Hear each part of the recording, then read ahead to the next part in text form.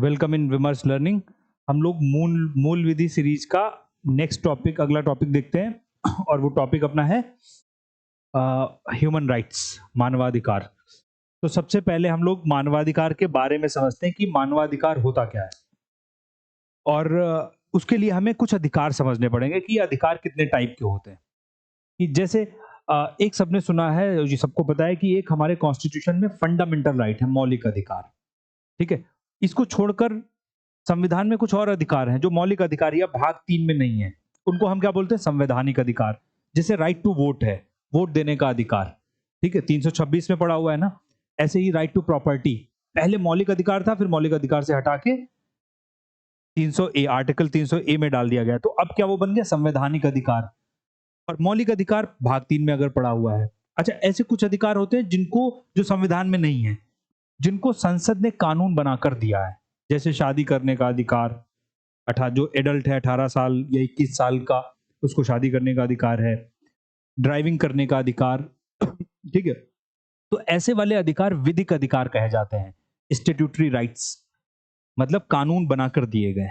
अच्छा, तो ये कुछ अधिकारों के टाइप होते हैं, उन्हीं में से एक नाम होता है मानवाधिकार। मानवाधिकार क्या होते हैं? तो मानवाधिकार इन सब अधिकारों का मूल है। ये वो अधिकार है जो इंसान को सिर्फ किसी भी व्यक्ति को इंसान होने के नाते मिलते हैं। और ये लाइन बड़ी काम की है, जो क्या लिखी हुई है कि मानवाधिकार सभी मनुष्यों में निहित अधिकार है। आप चाहे जिस भाषा बोलने वाले हो, जिस धर्म, जिस जाति, जिस देश के हो, ठीक है, तब भी सिर्फ इंसान होने के नाते आपको कुछ बेसिक अधिकार जो मिलेंगे, वो अधिकार ह्यूमन राइट्स कहलाते हैं, मानवाधिकार कहलाते हैं। इसके बारे में एक फिलोसोफर का नाम मैं हर बार बताता हूं ह्यूमन राइट्स को समझने के लिए। एक इंग्लैंड के दार्शनिक थे, जॉन लॉक। उसने इक्वालिटी पे बहुत काम किया, समानता पे बहुत लिखा। उनकी किताब का नाम था एक ऑन इक्वालिटी। उसमें उन्होंने बताया था कि हमारे 3 नेचुरल राइट्स होते हैं, प्राकृतिक अधिकार, जो हमसे कोई नहीं छीन सकता, जो सिर्फ किसी भी व्यक्ति को इंसान होने के नाते मिलते हैं। जैसे 3 उन्होंने बोला था: राइट टू लाइफ, जीने का अधिकार; right to freedom, right to liberty, जिसको स्वतंत्रता का अधिकार कहते हैं; और तीसरा राइट टू प्रॉपर्टी, संपत्ति का अधिकार। कोई भी सरकारें आए जाएं, राजा आए जाएं, लेकिन ये 3 अधिकार इंसान में, उसको इंसान होने के नाते उसको मिलने चाहिए: जीने का अधिकार, संपत्ति का अधिकार और स्वतंत्रता का अधिकार। ठीक है, तो ये मानवाधिकार वो अधिकार है जो सबसे मूलभूत अधिकार है। अच्छा, मानवाधिकारों का एक बहुत पुराना इतिहास है कि कैसे कैसे ये दिए गए, इनकी बात कैसे आ गई। पहले तो कोई अधिकार नहीं होता था। आप समझना, जब राजतंत्र चलता था, पूरी दुनिया में मोनार्की चलती थी, राजा होते थे, तो राजाओं के समय में कोई अधिकार नहीं, सिर्फ वो अधिकार जो राजा चाहेगा, वो उसकी प्रजा के अधिकार। अगर राजा का अगले दिन मन बदल गया तो वो अधिकार गायब, वो भी अधिकार नहीं। लेकिन फिर पूरी दुनिया में एक परंपरा शुरू हुई जिसको बोलते हैं लिखित अधिकार देने का सिस्टम शुरू किया गया। रिटन राइट्स देने का सिस्टम, लिखित अधिकार दिए जाने लगे। और एक बहुत इंपॉर्टेंट घटना होती है 1215 में इंग्लैंड में। इस घटना को हम बोलते हैं मैग्ना कार्टा। मैग्ना कार्टा, ये वर्ड इतना काम का है कि ये अपने यहां भी इस्तेमाल किया जाता है संविधान में। कि कहते हैं ना मौलिक अधिकारों को, भाग 3 को संविधान का मैग्ना कार्टा। तो मैग्ना कार्टा में क्या हुआ? इंग्लैंड में एक राजा था, किंग जॉन। तो उसने पहली बार अपने यहां लिखित अधिकार दिए। उससे पहले लिखित अधिकार नहीं दिए जाते थे। मौखिक अधिकार कभी भी बदले जा सकते हैं, लिखित अधिकार मतलब एक बार पक्के हो गए वो। तो दुनिया में पहली घटना थी जब लिखित अधिकार देने का सिलसिला शुरू हुआ। इसके बाद लोगों को अधिकार देने की लड़ाइयां, मांगे शुरू हो गई। खूब अधिकार, जैसे 2-3 ईयर में लिख देता हूं, ये तो बहुत काम का है, ये मैग्ना कार्टा की घटना। और इसलिए जब भारत के संविधान में मौलिक अधिकार जोड़े गए तो डॉक्टर अंबेडकर ने बोल दिया कि भारत के संविधान का मैग्ना कार्टा क्या है? मौलिक अधिकार। इस घटना से प्रभावित होकर, ये इतनी बड़ी घटना थी। ऐसे ही 1689 इंग्लैंड जो देश है, उसने अपने नागरिकों को अधिकार दिए। उनको बोला गया bill of rights. Bill of rights, ये इंग्लैंड का अधिकार है, बिल ऑफ राइट्स 1689 में। ऐसे ही फिर सबको पता होगा, ये 1789 में अमेरिका का संविधान लिखा गया, यूएसए का संविधान। और अमेरिका ने अपने यहां पर बिल ऑफ राइट्स दिए, यही बिल ऑफ राइट्स अपने नागरिकों को दे दिए। ठीक है, तो ऐसे धीरे धीरे दुनिया में अधिकार देने का सिलसिला, ये ईयर बहुत काम के हैं। ऐसे 1789 में फ्रांस की क्रांति हुई थी, जिसमें स्वतंत्रता, समानता, भाईचारा का स्लोगन दिया गया और मांग की गई स्वतंत्रता और समानता की। तो धीरे धीरे दुनिया में ये मांग शुरू हो गई कि कैसे कैसे अधिकार दिए जाए। ठीक है, हम लोग देख रहे हैं मानवाधिकारों के बारे में। ठीक है, तो मानवाधिकार के बारे में कुछ चीजें समझनी बहुत जरूरी है और वो ये चीज है, पहले समझेंगे। देखो, ये जो अधिकार दिए जा रहे थे, जो भी हमने देखे, कभी इंग्लैंड ने दिए, कभी अमेरिका ने दिए, कभी फ्रांस ने दिए, तो वो एक देश को मिल रहे थे, पूरी दुनिया में सबको नहीं थे। ठीक है, फिर क्या हुआ, सबको पता है कि 20वीं शताब्दी में दो बहुत इंपॉर्टेंट युद्ध लड़े गए, विश्व युद्ध, प्रथम विश्व युद्ध, द्वितीय विश्व युद्ध। और दूसरा विश्व युद्ध तो बहुत खतरनाक, उसमें करोड़ों लोग मारे गए। और जर्मनी का सबसे इंपॉर्टेंट एग्जाम्पल होता है कि धर्म के नाम पर, रेस, नस्ल के नाम पर यहूदियों को मारा गया। हिटलर ने लाखों यहूदियों को मार दिया, औरतें, बच्चे, सबको वहां पे। तो ये मानवाधिकारों की बात फिर से शुरू हुई जब विश्व युद्ध खत्म हुआ कि भाई कुछ तो ऐसा करना पड़ेगा जब लोगों के अधिकार को सुरक्षित किया जाए, संरक्षित किया जाए। तो एक संस्था बनाई गई, और संस्था सबको पता ही है हम लोगों को, वो इतनी काम की संस्था थी, और वो थी यूनाइटेड नेशंस, संयुक्त राष्ट्र संघ, यूनाइटेड नेशंस ऑर्गेनाइजेशन, संयुक्त राष्ट्र संघ। 24 अक्टूबर 1945 को ये संस्था बना दी गई और इसको काम दिया गया ना विश्व शांति। इसका काम क्या था, संयुक्त राष्ट्र संघ का विश्व शांति, क्या काम था इसका, कि अगला विश्व युद्ध रोकना। 2 विश्व युद्ध हो चुके थे, तो अगला विश्व युद्ध इसका काम था। अच्छा, इसको विश्व युद्ध रोकने के लिए इसने बहुत काम करने शुरू किए। उनमें से एक काम था मानवाधिकारों की घोषणा, कि हर देश में, अच्छा देखो, युद्ध या संघर्ष कब होता है, जब अन्याय होगा लोगों के साथ में। अन्याय का मतलब क्या है, आप उनको अधिकार नहीं दे रहे हो जो उनके अधिकार होने चाहिए। जब आप अधिकार लोगों को दोगे तो लड़ाई क्यों होगी, लड़ाई की बात ही नहीं होती। तो इस संयुक्त राष्ट्र संघ ने क्या किया, इसकी एक, ये तो पता है संयुक्त राष्ट्र संघ के 5 ऑर्गेनाइजेशन होते हैं, 5 संगठन होते हैं, उनमें से एक है महासभा। तो उस महासभा ने एक घोषणा की, इस घोषणा को, ये सबसे काम का टॉपिक इसमें होता है, जिसको बोलते हैं universal declaration of human rights, Hindi में बोलते हैं मानवाधिकारों की सार्वभौम घोषणा, यूडीएचआर। मतलब इसकी महासभा ने कुछ ऐसे अधिकार छाटे जो ये बोला गया कि हर व्यक्ति को इंसान होने के नाते, चाहे वो दुनिया में कहीं भी रह रहा हो, ये अधिकार मिलने चाहिए। और इनकी घोषणा की गई 10 दिसंबर 1948 को। इसलिए 10 दिसंबर को विश्व मानवाधिकार दिवस मनाया जाता है, वर्ल्ड ह्यूमन राइट्स डे, क्योंकि इनकी घोषणा की गई थी। ये सिद्धांत जो जो घोषणा की गई, जिसमें जो चीजें लिखी गई, वो यही वाली चीजें हैं, हमें जीने का अधिकार है, हमें बोलने का अधिकार है, राइट अगेंस्ट टॉर्चर, किसी को टॉर्चर ना किया जाए, राइट टू रिलीजियस फ्रीडम, धार्मिक स्वतंत्रता का अधिकार, राइट टू इकोनॉमिक अपॉर्चुनिटी, आर्थिक अवसर का अधिकार, ऐसी वाली, हमें अपनी संस्कृति को संरक्षित करने का अधिकार है। क्योंकि ये बहुत सारी लड़ाइयां तो कल्चर के नाम पे हो जाती हैं, ये धर्म दूसरा, ये भाषा अलग है, लड़ जाओ। तो सबको संरक्षित करने का अधिकार, तो ऐसी बातें बोली गई इसमें। एक चीज बस याद रखनी है, ये जो जो घोषणा की गई, जो अधिकार लिखे गए 10 दिसंबर 1948 को, ये अधिकार बाध्यकारी नहीं थे। मतलब हर देश फ्री था उनको माने या ना माने। ये एक गाइड बनाई गई थी, गाइडेंस के लिए। आप, मतलब सलाह दी गई कि हर अच्छे देश को ये इन अधिकारों को अपने यहाँ लागू करना चाहिए। लागू करे या ना करे, ये उसकी मर्जी। ठीक है, तो कुछ देशों ने लागू किया, भारत ने तो लगभग सभी को लागू किया। इन सिद्धांतों को पेरिस सिद्धांत के नाम से भी जाना जाता है। ठीक है, ये चीज याद रखना है इसमें। इस सार्वभौम घोषणा से संबंधित जो 2 ये नाम बहुत काम के हैं, एक नाम है एलेनोर रूजवेल्ट का, ये अमेरिका के राष्ट्रपति थे द्वितीय विश्व युद्ध में, फ्रैंकलिन डी रूजवेल्ट, जो द्वितीय विश्व युद्ध जिसने जीता था, बहुत इंपॉर्टेंट नाम है एफडीआर का। अमेरिका में अभी तक सबसे लंबे समय तक बनने वाले राष्ट्रपति भी वही थे, एफडीआर, फ्रैंकलिन डी रूजवेल्ट। उनकी वाइफ थी एलेनोर रूजवेल्ट, एक समाज सेवी थी। तो जब ये घोषणा की गई मानवाधिकारों की, तो जो कमेटी बनाई गई थी जिसने ये अधिकार लिखे थे, उसकी अध्यक्ष ये थी। ये नाम पूछा जाता है इसलिए, जो मानवाधिकारों की घोषणा की गई है संयुक्त राष्ट्र संघ द्वारा, उस कमेटी की अध्यक्ष कौन थी, एलेनोर रूजवेल्ट। एक नाम और है इसमें, हंसा मेहता का। ये बहुत इंपॉर्टेंट नाम है, ये भारतीय थी, नाम से ही पता चल रहा है, और इनका बहुत काम का योगदान रहा है इस सार्वभौम घोषणा में। और नाम क्या था, सुनना, कि पहले एक लाइन लिखी गई थी कि all men are created equal, सभी पुरुष समान रूप से बने हैं या समान हैं। तो हंसा मेहता ने ऑब्जेक्शन कर दिया और कहा ये लाइन हटाओ, और इसकी जगह लाइन उन्होंने बोली, all human beings are created equal, सभी इंसान या सभी जो व्यक्ति हैं वो समान है, पुरुष सिर्फ समान नहीं है। पहले सिर्फ पुरुष वर्ड लिखा था ऑल मेन, और इनकी वजह से क्या वर्ड इस्तेमाल किया गया, all human beings are created equal. इसलिए इनका बहुत बड़ा योगदान होता है सार्वभौम घोषणा में वो नाम लिखवाने में, जिसकी वजह से कहा जाता है महिलाओं को अधिकार मिलने शुरू हुए। जो थर्ड जेंडर होते हैं, जिनको हम लोग, ठीक है, ट्रांसजेंडर भी बोलते हैं, ट्रांसजेंडर, लेस्बियन, गे, ये सब जो वर्ग है इनको अधिकार, मतलब वो जब ह्यूमन बीइंग लिखा जाता है तो सब आ जाते हैं उसके अंदर, और सिर्फ मेन लिखा जाता है तो सिर्फ पुरुष आते हैं। तो इनका नाम है, इसलिए ये लाइन लिख देना कि जिनकी वजह से ये किया गया। अच्छा, फिर ये यूडीएचआर को हर देश ने अपने अपने तरीके से लागू करना शुरू कर दिया, क्योंकि ये सलाह दी गई थी।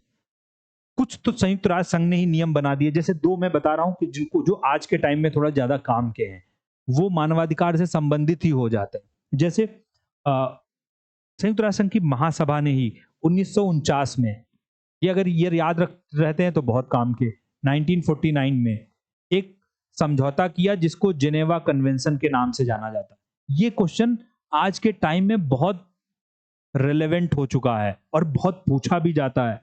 हालांकि थोड़ा टफ क्वेश्चन बनता है, लेकिन ये समझना बहुत जरूरी है। जेनेवा समझौता ये किस लिए किया गया था?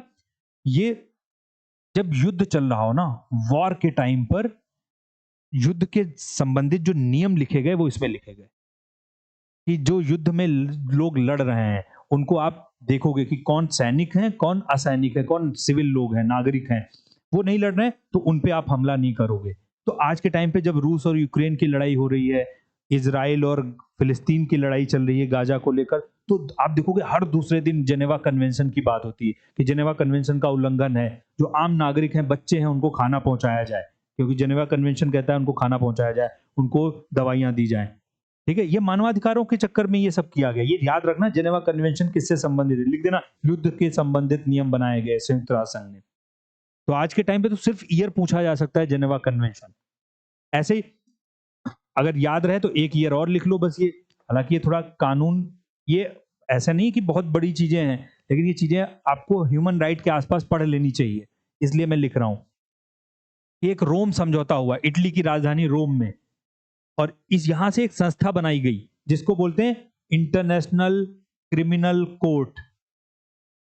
इंटरनेशनल क्रिमिनल कोर्ट, ये नाम सबने सुना होगा, आईसीसी, अंतरराष्ट्रीय न्यायालय जिसको हम बोलते हैं। कहां पर है ये? हेग में, नीदरलैंड,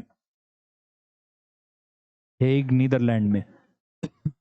अगर कोई अपराध करेगा कोई, तो सजा कहां चलाई जाती है? केस चलाया जाता है यहां पर, अंतरराष्ट्रीय अपराध।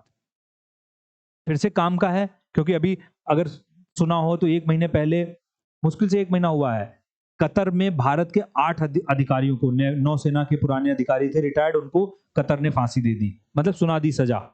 अब भारत ने केस कर दिया आईसीसी में, इंटरनेशनल क्रिमिनल कोर्ट में। ऐसे कुलभूषण यादव का केस था पाकिस्तान में, भारत कहां केस कर देगा? आईसीसी में। ये पाकिस्तान उल्लंघन कर रहा है मानवाधिकारों का, कि उसको जबरदस्ती पकड़ लिया, फांसी देने जा रहे हो आप, उसको, उसका केस सुनो, उसका पक्ष सुनो। तो ये संस्थाएं बनाई गई मानवाधिकारों को ही आगे बढ़ाने के लिए। ठीक है, हमें अंतरराष्ट्रीय संस्थाओं में ज्यादा नहीं जाना, भारत के बारे में थोड़ा ज्यादा चीजें देखनी है कि भारत में क्या हुआ। ठीक है, अच्छा नहीं, पहले ये 2 चीजें और देख लेते हैं कि मानवाधिकारों के अंदर ही 2 और बड़े समझौते किए गए 1966 में। इनके ईयर भी कई बार पूछे गए हैं, इसलिए ये बस नाम मैंने लिख दिया बस। और दोनों समझौते 1966 में हैं। ठीक है, ये बाध्यकारी समझौते हैं। इस पे जो साइन, जैसे यूडीएचआर पे बाध्यकारी नहीं था, कोई देश माने या ना माने, वो सलाह थी। ये बाध्यकारी, इन पे अगर कोई साइन कराया है ना, तो इनमें जो चीजें लिखी है वो माननी पड़ेंगी। पता है, अंतरराष्ट्रीय समझौते 2 तरीके के होते हैं, कुछ बाध्यकारी होते हैं, कुछ बाध्यकारी नहीं होते, सलाह वाले होते हैं। जैसे पर्यावरण का समझौता हुआ कि हम अपने यहां से प्लास्टिक खत्म कर देंगे, तो मोदी जी जाके साइन कराते हैं, तो इसका मतलब आप समझना कि वो बाध्यकारी समझौता अभी नहीं है। फिर सरकार उसको यहां लागू करेगी कानून बनाकर, करना चाहे करे, नहीं करना चाहे ना करे, भारत की स्थिति के हिसाब से देखेंगे। कुछ समझौते बाध्यकारी होते हैं, जैसे ये 2। एक को बोलते हैं ICCPR, international covenant on civil and political right, मतलब अंतरराष्ट्रीय अनुबंध है ये समझौता। अंतरराष्ट्रीय अनुबंध का मतलब अंतरराष्ट्रीय समझौता, किस चीज पर? नागरिक और राजनीतिक अधिकारों को लेकर। इसी में बोला गया है कि हम कि जो देश इस पे साइन करेगा वो अपने देश में बोलने का अधिकार देगा, वो अपने यहाँ पर वोट देने का अधिकार देगा, वो चुनाव लड़ने का अधिकार देगा, ये वाली चीजें, धार्मिक स्वतंत्रता का अधिकार देगा, ये वाली चीजें। और यहाँ पर देखो आर्थिक, सामाजिक और सांस्कृतिक अधिकार, अपनी कल्चर को प्रोटेक्ट करने का अधिकार देगा, अवसर, आर्थिक रूप से आगे बढ़ने के अवसर देगा अपने यहाँ पर, ठीक है। तो ये वाली चीजें, तो इनको दो ग्रुप में बस बांट दिया गया। इनके पास नाम पूछ लिए जाते हैं, राजनीतिक और नागरिक अधिकार किस साल दिए गए मानवाधिकारों में, और आर्थिक सामाजिक अधिकारों का समझौता कब किया गया, 1966 में, और कुछ नहीं है। तो ये कुछ अंतरराष्ट्रीय बातें थी मानवाधिकार के बारे में।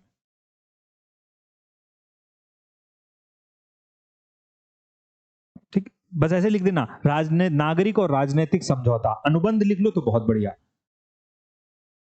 1966, आर्थिक, सामाजिक और सांस्कृतिक समझौता 1966, और इनके आगे लिख देना ये बाध्यकारी समझौते थे, जिससे याद रहे वो चीजें, कि थोड़ा अगर टफ क्वेश्चन बनाना चाहे एग्जाम में तो वो चीजें हो जाए। एक चीज और,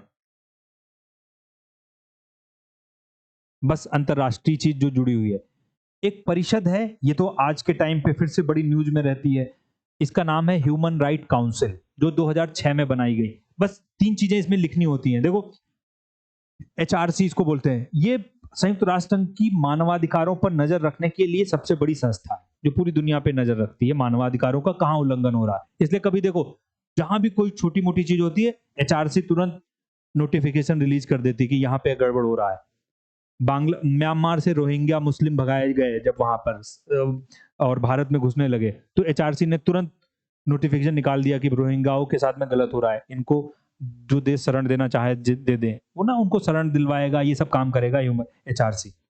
इसकी स्थापना 2006 में की गई, मुख्यालय जेनेवा में है, 47 सदस्य 3 साल के लिए चुने जाते हैं। बस ये 3 पॉइंट 4 पॉइंट लिखना है इसमें बस। ये संयुक्त मानवाधिकारों की सबसे बड़ी संस्था है, ह्यूमन राइट कमीशन इसको कहते हैं, काउंसिल। 2006 में बनी है, जेनेवा स्विट्जरलैंड में इसका मुख्यालय है, 47 सदस्य, और एक सदस्य का कार्यकाल कितना, 3 साल, उसके लिए चुने जाते हैं। और ये ह्यूमन राइट काउंसिल हो गई। अभी रूस को इससे निकाल दिया गया था पिछले साल, जब रूस ने यूक्रेन पे हमला किया, तो ये बहुत न्यूज में आया था कि रूस को किस संस्था से बाहर कर दिया गया। सभी देशों ने मिलकर, ये लिख देना नोट डाल के, रूस को इस संस्था से निकाल दिया गया क्योंकि रूस ने यूक्रेन पे हमला किया था।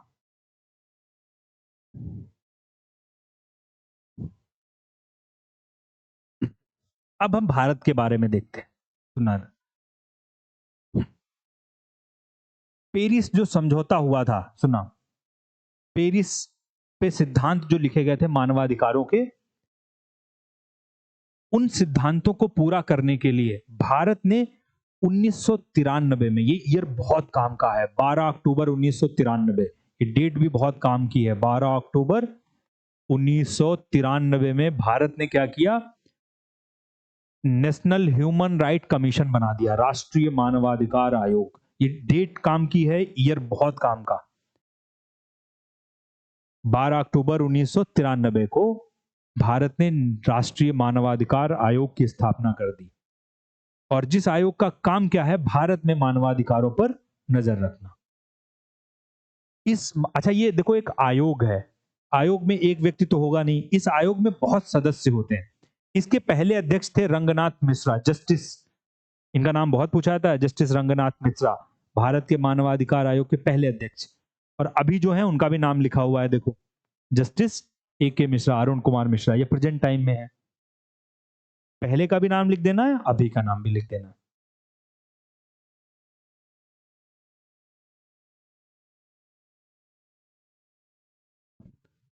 ठीक, और इस आयोग में कितने सदस्य होते हैं, ये क्वेश्चन भी बड़ा अच्छा है, बहुत अच्छा, और बहुत पूछा भी जाता है। देखो उधर, इस आयोग में टोटल कितने मेंबर हैं, 13 नहीं कहा जाता तब भी, पहले सुनना है। एक तो होगा ये चेयरमैन, सुनना, ये है क्या, एक चेयरमैन, और ये जो 5 हैं इनको कहा जाता है सदस्य। तो टोटल ये आयोग में 6 लोग हैं, और ये जो 7 है ना, इनको कहा जाता है एक्स ऑफिसियो चेयरमैन या पदेन सदस्य। अब देखो कितने हो गए, एक तो चेयरमैन, 5 सदस्य, तो टोटल कमीशन में 6 लोग हैं, लेकिन 7 लोग एक्स्ट्रा बिठाए जाते हैं बाहर से।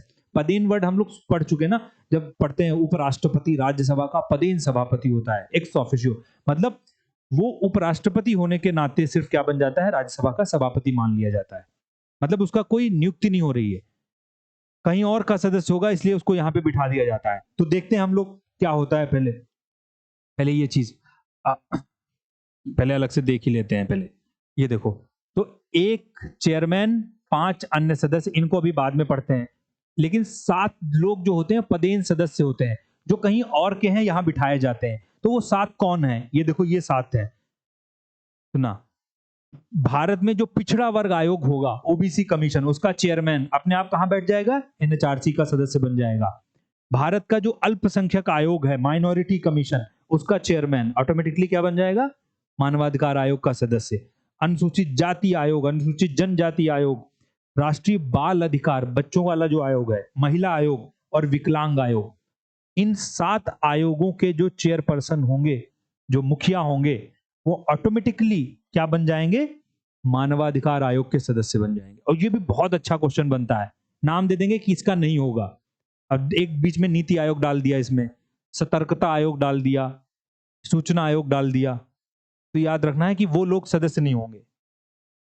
इन 7 आयोगों के जो चेयरपर्सन होंगे, मुखिया होंगे, वो ऑटोमेटिकली हमारे क्या बन जाएंगे, मानवाधिकार आयोग के चेयरपर्सन, उसके सदस्य बन जाएंगे, ये 7 लोग।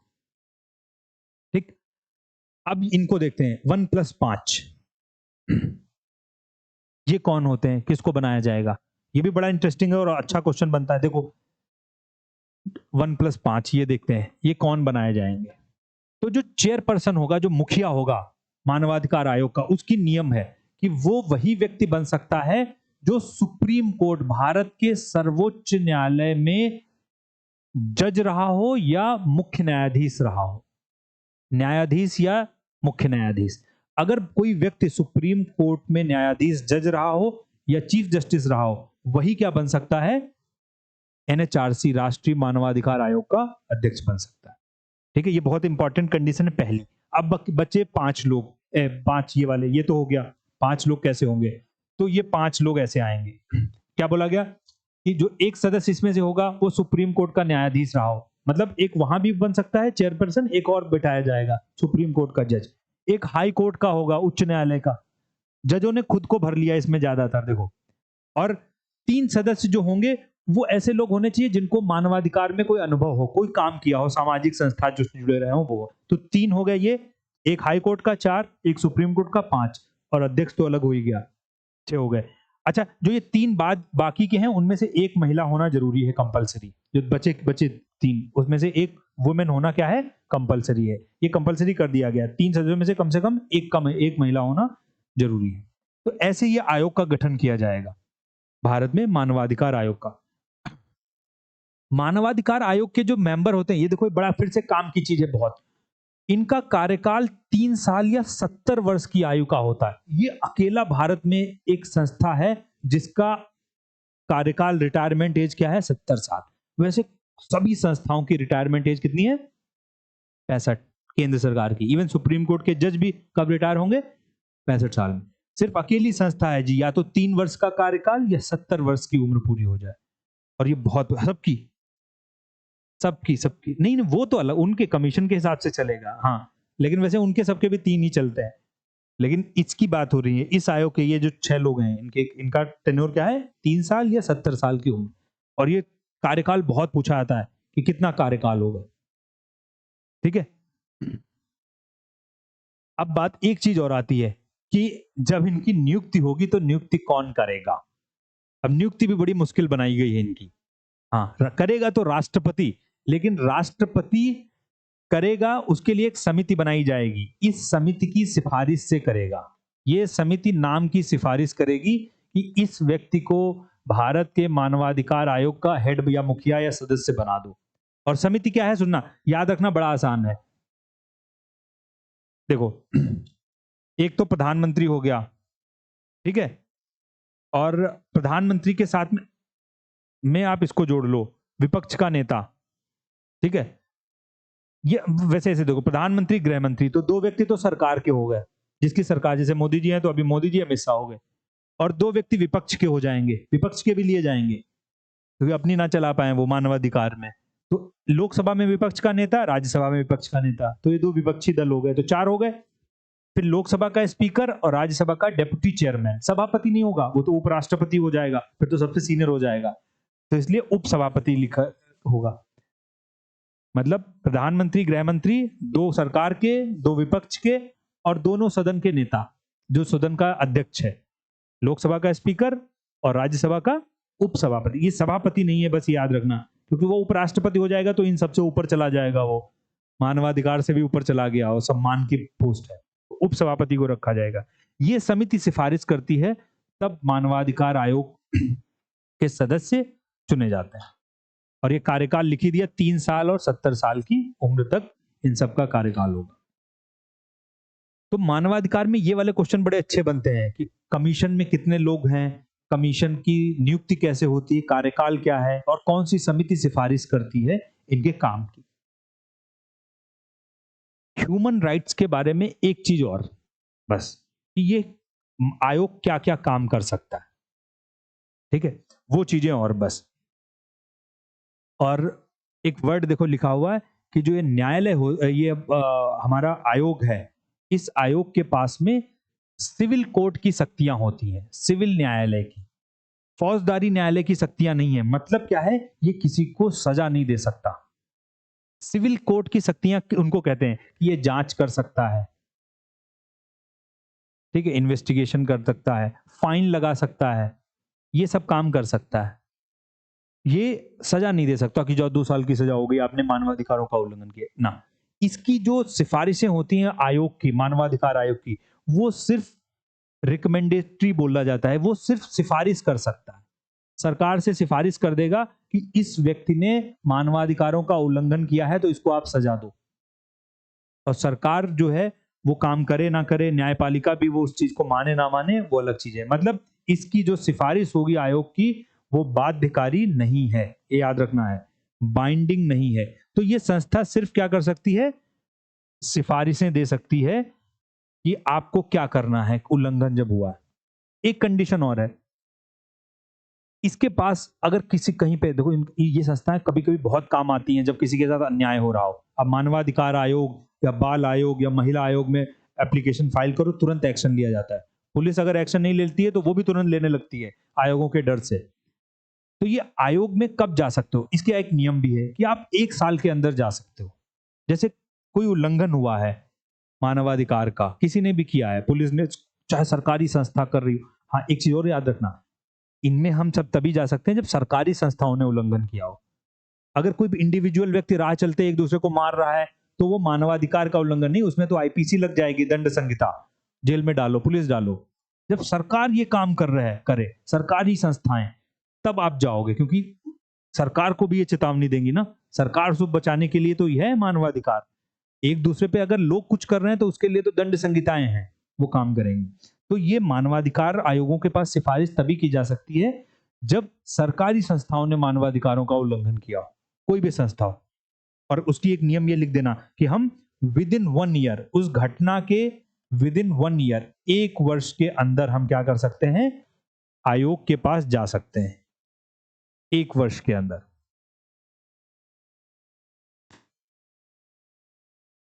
एक वर्ष के अंदर आयोग के पास जा सकते हैं।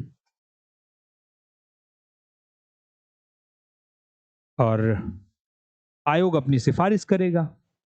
अगर एक नियम लिखना चाहो तो और लिख सकते हो कि सरकार को 1 महीने के अंदर जवाब देना पड़ता है। अगर आयोग ने सिफारिश कर दी, जैसे सोचो कि अगर एक किसी पुलिस वाले ने किसी को टॉर्चर किया, बिना बात के डंडे वंडे लगा दिए, टांग टूट गई, वो आयोग के पास पहुंच गया, आयोग ने कहा कि इसको सस्पेंड करो, तो सरकार को 1 महीने के अंदर जवाब देना पड़ेगा कि हमने क्या निर्णय, क्या एक्शन लिया है। आयोग के पास ताकत है। विद इन 1 मंथ सरकार को आयोग की सिफारिश पर निर्णय लेना पड़ता है। ये लाइन ऐसे लिख देना, विद इन 1 मंथ। अच्छा, अगर सेना से जुड़ा मामला है तो 3 महीने का टाइम दिया गया है, तो सरकार को 3 महीने का टाइम दिया जाता है निर्णय लेने के लिए। अगर नॉर्मल है तो 1 महीने के अंदर सरकार उस सिफारिश पर निर्णय ले, और अगर सेना से जुड़ा मामला है तो 3 महीने के अंदर। एक चीज बस, लास्ट चीज और हम लिख लेते हैं इस आयोग के बारे में, इन आयोगों के बारे में। जो एनएचआरसी है, मानवाधिकार आयोग, ऐसे ही राज्य में बनेगा, ठीक है। और ऐसे ही इससे पहले हम लोगों ने जब पढ़ा था कि भारत में मुख्य सूचना आयुक्त या चीफ या इंफॉर्मेशन कमीशन एक बनाया जाएगा ना, सूचना आयोग, हिंदी में लिख देता हूं, सूचना आयोग, वो मानवाधिकार आयोग है। ये सब अपनी सालाना रिपोर्ट सरकारों को देती हैं, गवर्नमेंट्स को। ये क्वेश्चन भी अच्छा बनता है, फिर पूछ लिया जाता है कि रिपोर्ट कौन किसको सौंपता है, ठीक है। एनएचआरसी अपनी रिपोर्ट किसको सौंपेगी? सरकार को। ऑप्शन ऐसे दे देंगे, पार्लियामेंट को देगी, राष्ट्रपति को देगी, या सरकार को देगी, किसको देगी ना। जैसे हम लोग संविधान में पढ़ते हैं ना, कुछ रिपोर्टें सिर्फ पार्लियामेंट को जाएंगी, कुछ रिपोर्ट सिर्फ राष्ट्रपति को जाएंगी। जैसे सीएजी की रिपोर्ट होती थी, सिर्फ राष्ट्रपति को जाएगी। ऐसे ये रिपोर्ट्स कहां जाएंगी? सालाना सरकार को सबमिट की जाती हैं इनकी। तो ये मानवाधिकार आयोग के बारे में है, ह्यूमन राइट्स के बारे में। ऐसे मानवाधिकारों की को बचाने के लिए ये कमीशन बनाए गए हैं, और बाकी की सब चीजें, मौलिक अधिकार और ये संवैधानिक अधिकार पूरी ही करते हैं, ठीक है। तो ये हमारा टॉपिक हो गया ह्यूमन राइट्स के बारे में। Thank you.